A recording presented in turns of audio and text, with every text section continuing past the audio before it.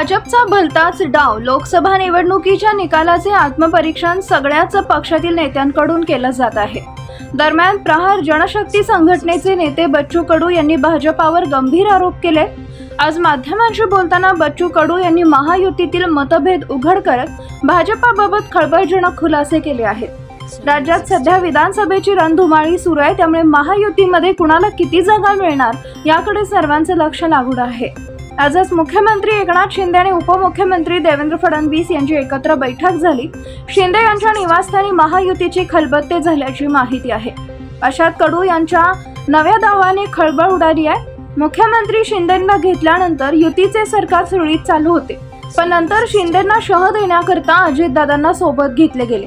मात्र हा डाव उलटला, याच्या उलट निकाल लागला असं बच्चू कडू म्हणाले. युतीच्या सरकारमध्ये अजितदादा यांनी हाती घेऊन शिंदे यांना शह देण्याचा प्रयत्न केला गेला, पण जनतेला अधिकचं राजकारण पटत नाही.